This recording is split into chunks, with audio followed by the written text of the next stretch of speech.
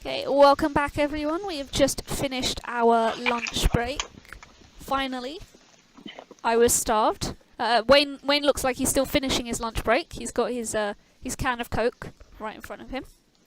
As you can see, the players are just getting ready. So on the left we have Chris Cummins, and on the right Wayne Kelly. I'm gonna leave everyone in the capable hands and brain and whatever else he has of Brett Smitheram. Whatever else. Whatever else of yours is capable. How can I follow up on that? I obviously can't. So this is the point where I'm just going to run screaming into the rain. Welcome back, everybody. Here we see a clash of two more Scrabble titans. Highly experienced Wayne Kelly, who've been playing as long as I have, I think, if not a little bit longer. Chris Cummins from north of the border, I believe, is where he tends to play most of his games. Two very capable players, so hopefully we're up for a good close game.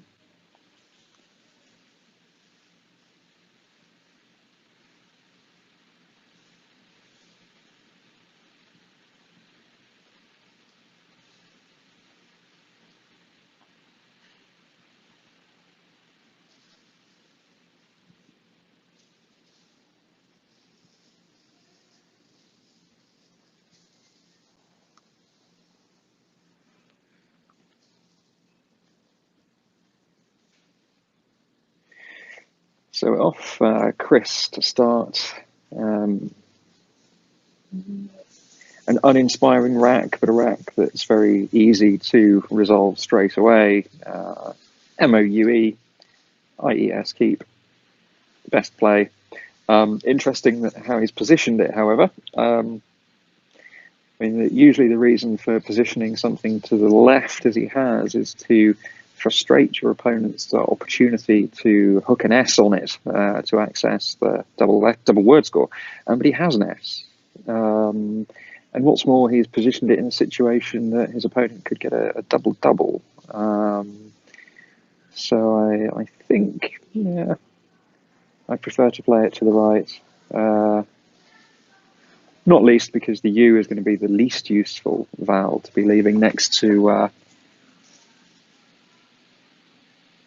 double letter score, because it makes fewer two-letter words with parallel plays. However, it's gifted Wayne an opportunity to offload some clunky tiles. I mean, he still keeps FV, which is pretty vile. He plays Quahog, which is kind of oyster. Chris with powerful scoring rack in this situation, particularly given that he's got the S for Quahogs, so something like joins will immediately spring to mind. Question will be what else he has that's going to be worthwhile, and also how much time he takes to find these moves, because you should, with this kind of rack, look at it immediately and know whether it makes sevens or eights. So I imagine he's just checking through. Another option he may be considering is something like Jingo to retain the S. 28.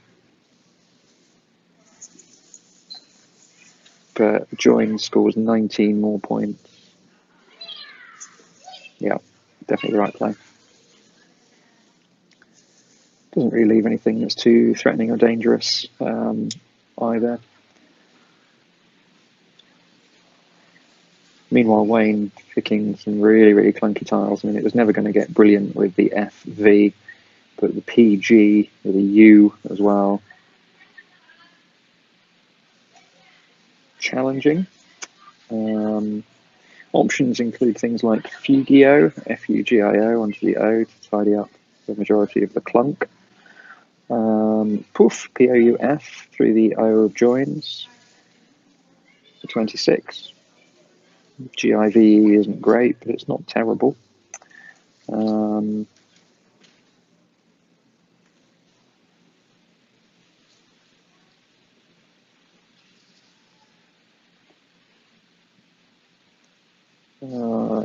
something like GIMP, G-I-M-P, through the M. Lots of options here, none of which are going to leave brilliant. keeps. You also have the option of Fugie, F-U-G-I-E, onto the E of Mouet. So lots of options scoring in the middle 20s, which will get the rack to some semblance of management.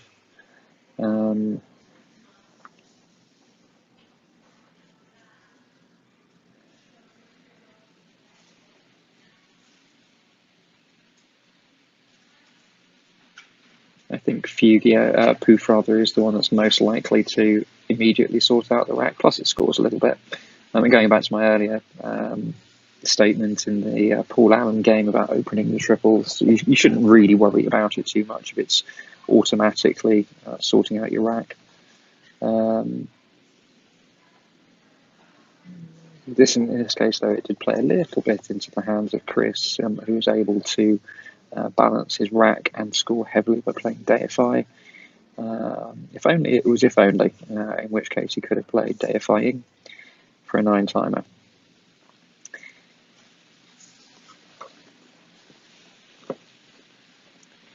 In the meantime, Wayne has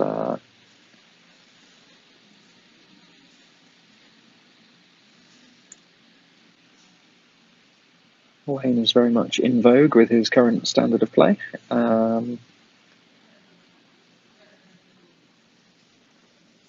Slightly frustrating that the G of Quahog isn't floating a little bit more effectively for voguing, or a T for outgiven.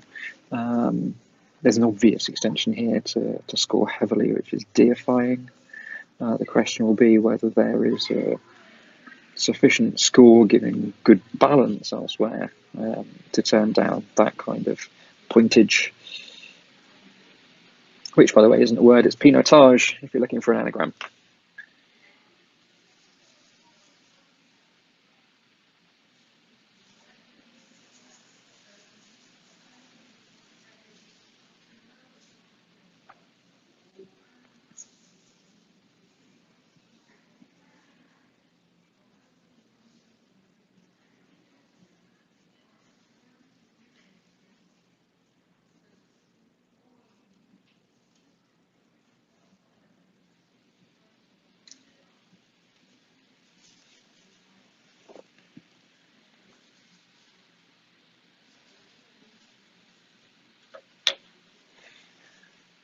Chris playing very quickly.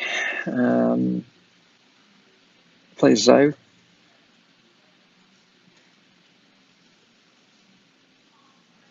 And Wayne picking out, well, Unloved. You would expect him to see this immediately. And pretty much to play it immediately, which looks like he's doing.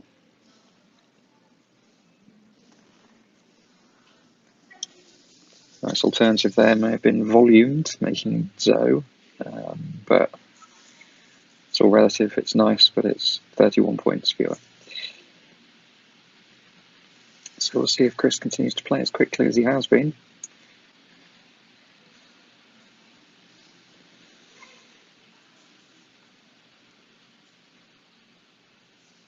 Let's go a few options here. WAI across the top of Unloved, keeping VINE, which isn't bad. It does begin to close the board down a little bit, though.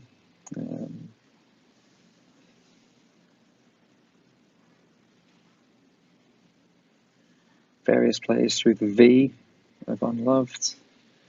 And of course, Wave. Wave's fine, keeps INE, keeps the board reasonably open for plays down the side of Wave, scores okay. There's no major worry at the moment.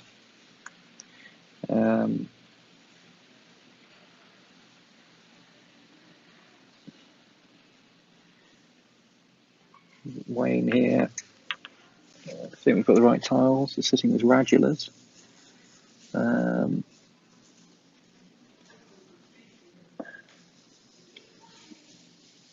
Which of course plays, making Mues.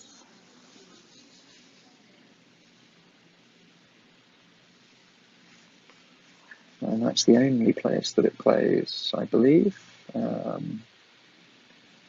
So So if he's confident that Radulus is good, he should play it very quickly. He might just be thinking, am I getting this confused? Is it just Raduli is the plural? But he's right that Radulus is good. Of course, for completion, Radular is also good.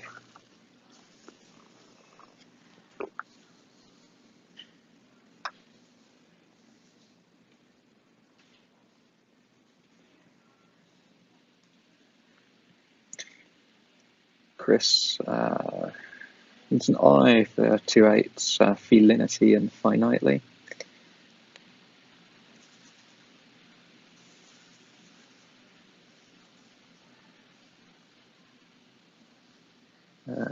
I don't know if to turn someone into a Gentile is to gentilify them.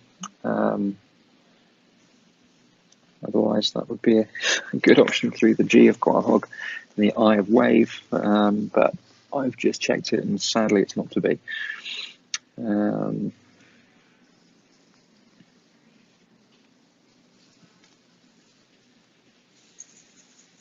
Chris got an interesting quandary here in that he can automatically score reasonably well by playing down the side of Radulus, but in so doing, he will be taking out the floaters that he will need to come back into the game.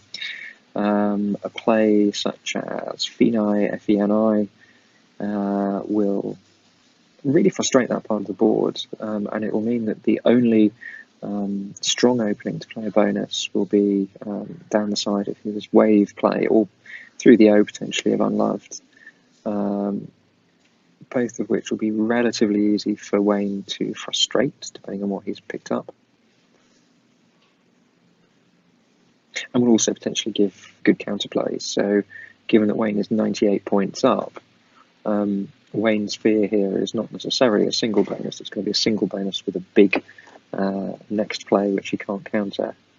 At the moment, it's not looking like he's going to have one. So, yeah, Chris plays Faye. I think motivated by the need to score. Keeps LINT, which is okay. The reason I'm sounding a little bit less than enthused is he doesn't keep any of the hook letters to play down the side of Wave. So he's going to have to pick his way out of the situation.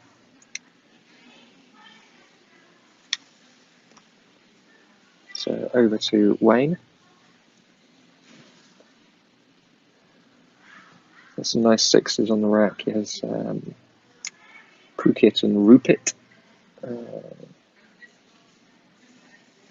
don't know what they mean, but I'm assuming they're Scottish. 6-letter words that end in it are generally adjectives and they're Scots derivation.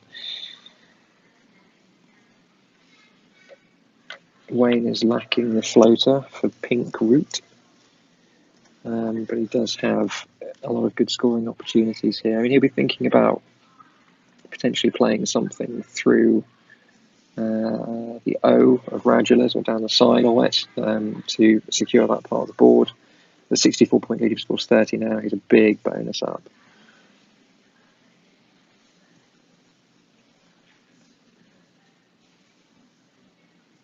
Going back to the 6-letter plays that don't take anything, you've got options like Phuket spelled with a U.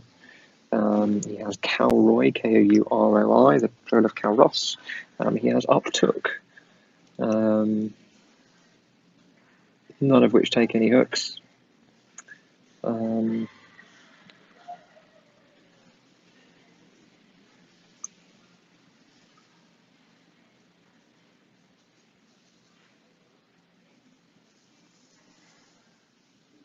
These sides just take the score, which is absolutely fine. Quackle has pointed out quite a neat play. It doesn't really achieve anything apart from flair, which is Pirojok, Pirozhok through the Zo. And I said that Chris would have to draw his way out of it. Well, he really has. He's picked out ERS to go with Lint. You're not going to argue with that. The 2 8s through the U are Lustrine and in solitaire. This is how you remember whether NURL or NIRL take a Y on the end, because an earliest with an I is good, and earliest with a U is not. So right now Chris is going to be looking at, we're looking at nines, thinking first off, do I have anything that's going to go through the ER, or less likely the YA?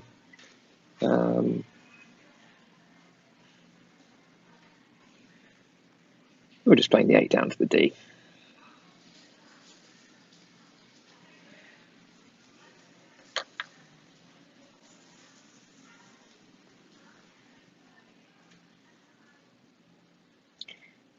Worth noting that he did have a 9 there, Orientals.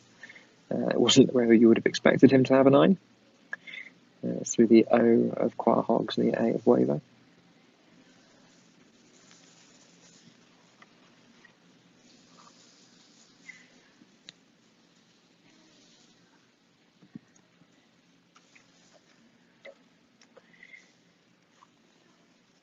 Wayne's rack, which looks very vowel-y, you'd be possibly surprised to know only combines with 2 vowel-y letters, so an O to make option E, and Y to make I point. He's now seen his score eroded from a lot to a little, only 20 points up. We'd be looking at maybe things utilising the O of Quahog at this stage. Something like Toonie, T-O-N-I-E, is not necessarily a terrible play. Apart from the delicious S-hook that was set up. He may be thinking about just playing off a few tiles to keep decent bonus, so play OPE.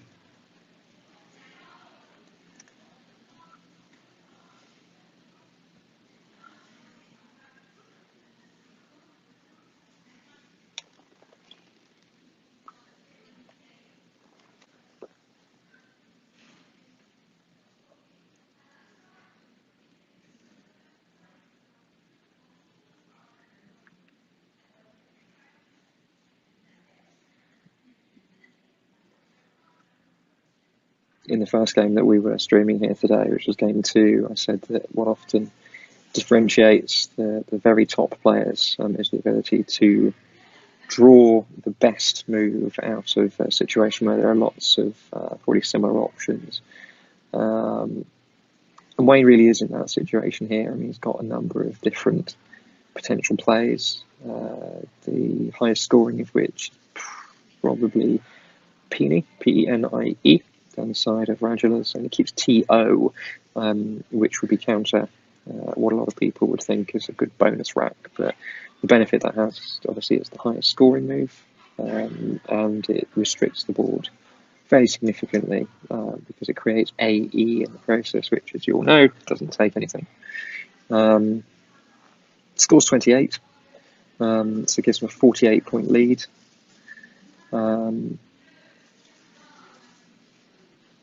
A bit of a ballsy move there, because 48 really isn't a huge amount.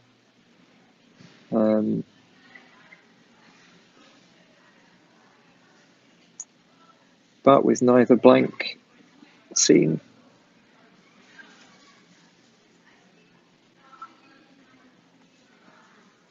it's not necessarily going to be a terrible thing to turn over another tile or 2. 5E's unseen as well.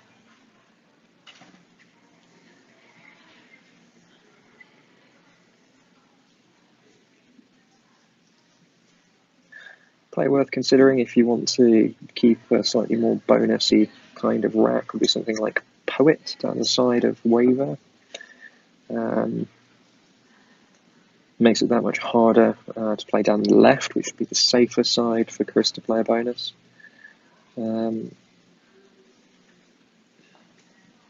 Keeps I-N-E.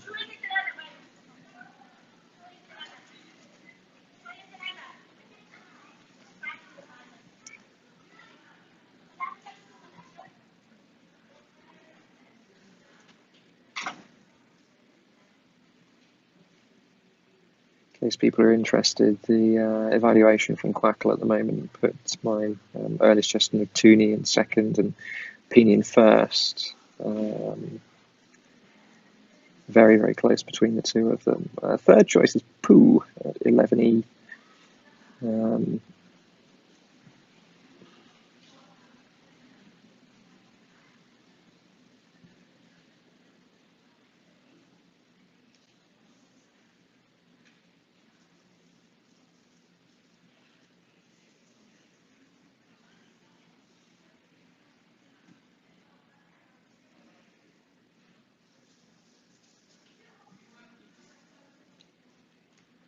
So many people often think that it's the really bad racks that are the ones that cause you the most trouble, but it's these racks, the almost racks, that you know you're going to screw it up if you don't make the right play. So he's also playing noob.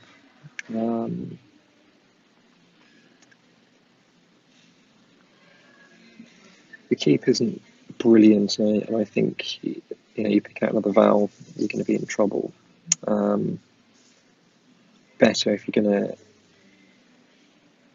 play something down there to just play Pooh, or to go all out and play Tooney.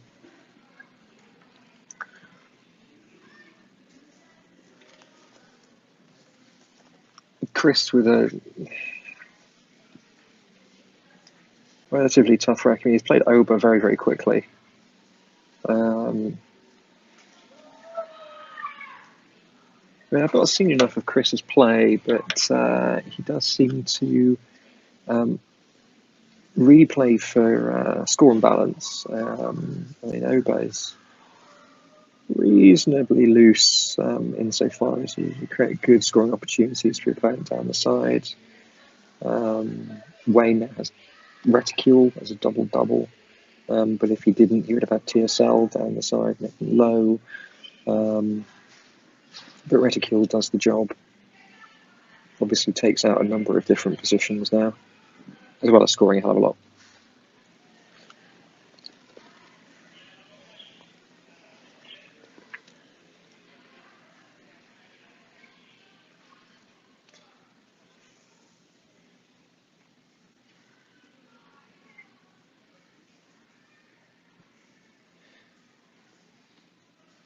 So with 16 tiles in the bag, Chris is staring down the barrel a little bit here. It's 114 behind. There aren't any major scoring openings on the board. There's no access for word scores. There's no route for a double-double anymore. The 7-letter slots will give reasonable counterplay opportunities. So he's had to do the best he can, which is take a few points and again hope that he can draw himself out of trouble.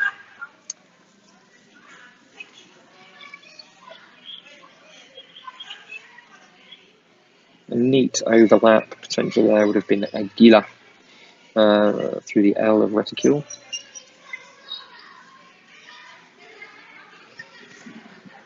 I mean, what Chris has done with his play is he made it harder to hook down the side of Waver by creating toe instead of leaving it as IW.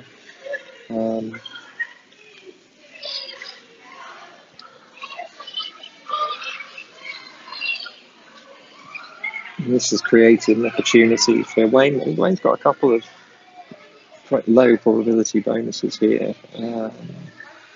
He's got Mythist, as well as Mightist, MIGHTST, which make tout. He's also got Shittim, SHITTIM, which for those long words aficionados out there can be extended to Shittim Wood.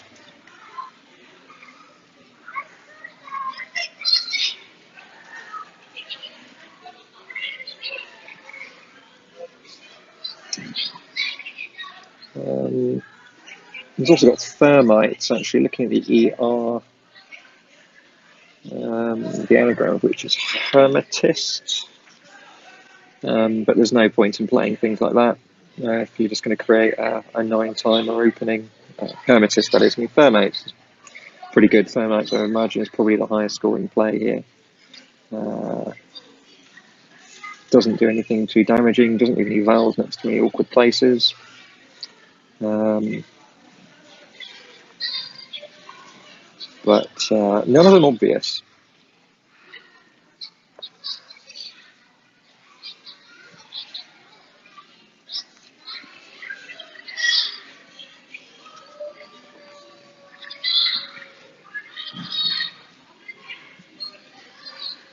Funny enough, I would think Wayne is more likely to see the 9 with thermites. It's a much nicer selection of tiles. Mites is particularly difficult to see because you don't look for things ending in GHTS2.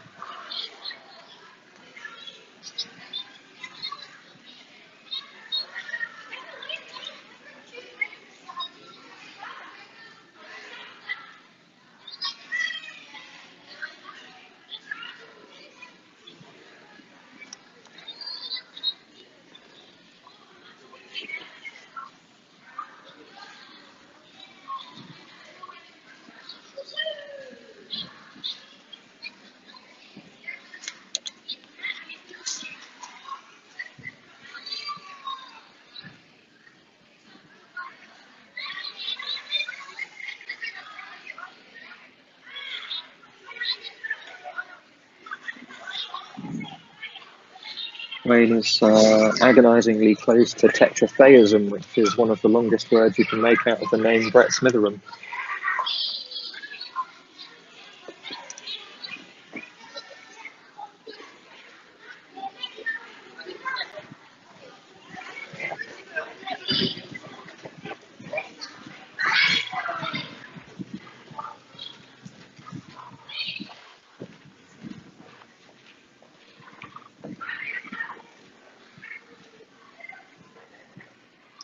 Looking at the feed, I think he's opted to play a short word here. He must have missed the bonuses, yeah. And you can't necessarily criticise him for that. They were not easy to see.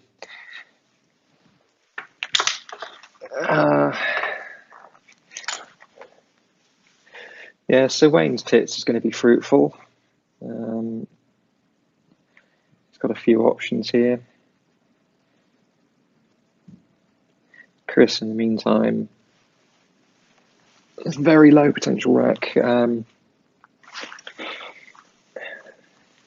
Ideally, what he wants to be doing is playing something across from the H to open up the right-hand side of the board and give him a vague shot at some kind of comeback bonus onto the triple. But sadly, hag tie is not a word.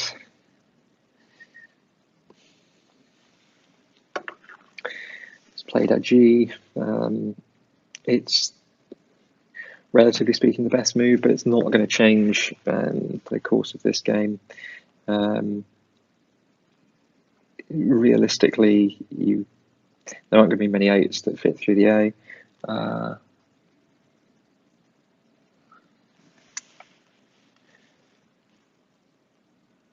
Wayne has a number of options. Well, he has two 7s, Titians and Titanis. Can't see any other 7s at the moment.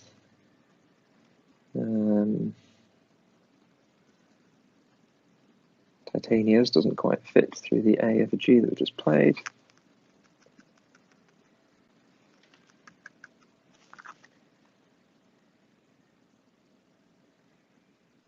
Actually, he has. He can't play it, but he has one of my favourite cascade hooks. So with a C or a V, he'd have activist, to which you can add an L to make lactivist, someone who I think advocates breastfeeding, and then to lactivist you can add an S to the front to make slacktivist.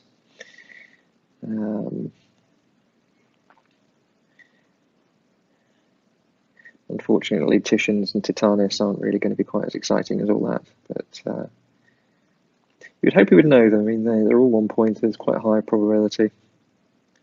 The fact that he's taking his time here suggests to me maybe he's not sure.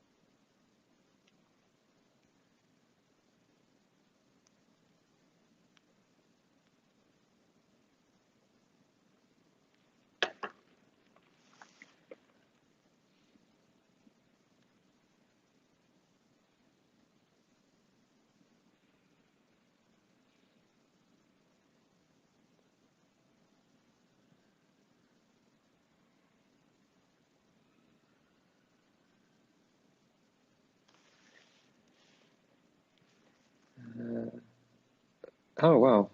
If only that was a bit further over. I think Wayne would have dermatitis. Yeah.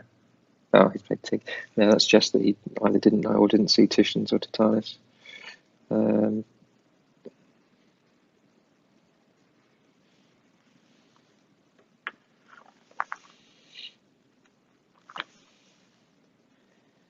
It's nice to be in a position where virtually anything you pick out of the bag is going to give you a bonus. It's just a shame when you already have that bonus.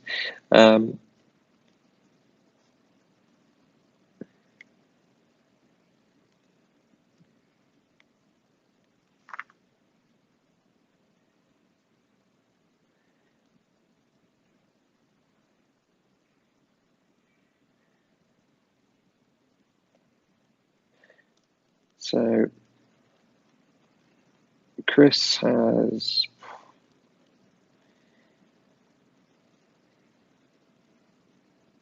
not a huge amount of options here. And ideally, you'd want to be playing something still across from the H. He's got the W for the hook on ETA, but nothing really that's going to play across. He's got no 5-letter words beginning with W that I can see. It would be nice if hexine was a word, but sadly not. Just rexine. Hexene would have been pleasant. I guess potentially if he's going to allow for his opponent to make a mistake, and really that's what it's going to take now for him to win, a play such as Wex, W-E-X, across the top of reticule might be the best way to dig himself out. The reason being not because he's keeping an E as the hook for Wex, but Wex sets up the temptation that your opponent will play a 4-letter word across the top of the X, opening up a 9-timer. He's going to need a 9-timer realistically to come back from this. So I think from an equity point of view, or for a simulation point of view, it'll be looking at the E hooks that you're next going to play. From my point of view, in human terms, I'd be thinking my only shot is that my opponent makes a mistake and gives me a 9-timer. And I kept TINE to give myself a shot at it. Wayne, in the meantime, has a lot of bonuses. We would expect him to see something that plays this time.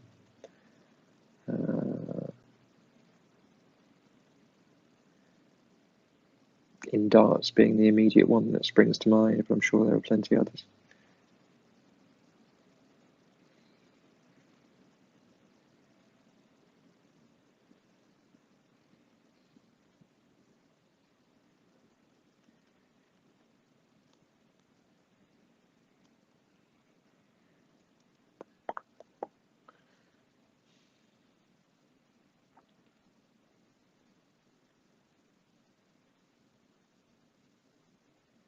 Wayne's in a nice position here because although from his point of view there's some amazing tiles unseen, it really doesn't matter. Wayne played Asteroid.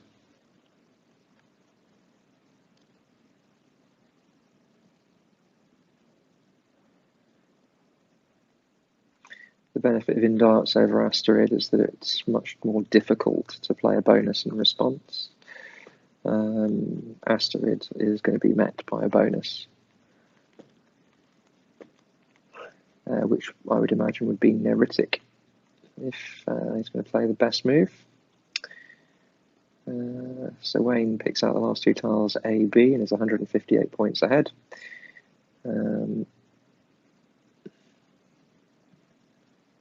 Neritic for 88 is the best play from Chris, which we would hope to see.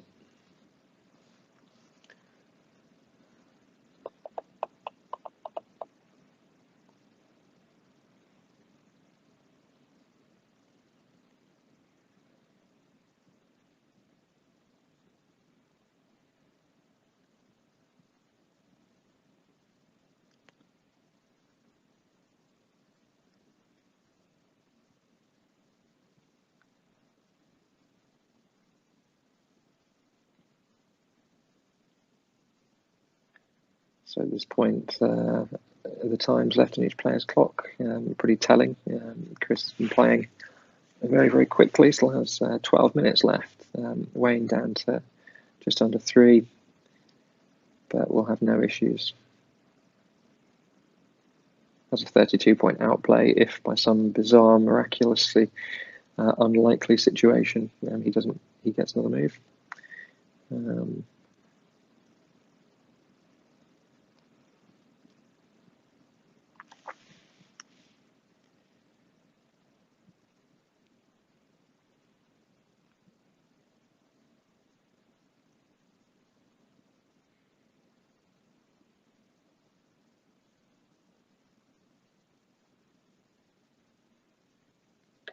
So what's he going to play? Oh, he's not.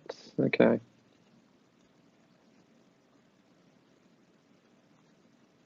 It's an interesting one. I think different players pick up words in different ways, and I think Chris is someone who picks up words through a love of language, and actually has a very strong all-round vocabulary, but possibly isn't as formal in his learning as some players. So players who learn strictly in probability order or by subgroups.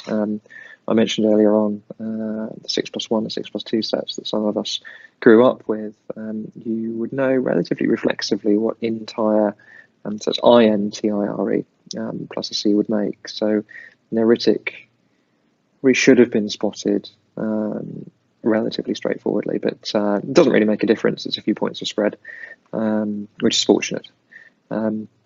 But it does also, I guess, play into one of the things that I'm quite keen on stressing, is that whether you've won the game or lost the game, and sometimes there are games that you can't win, you should always focus on playing your best to salvage those spread points at the end, because losing by 285 versus losing by 283 sometimes can be the difference between a world championship and not. But for now, well played to both Chris and Wayne. Wayne wins this one by a fair margin. And the next game will be back with you around 3:30 Brett Smitheram time.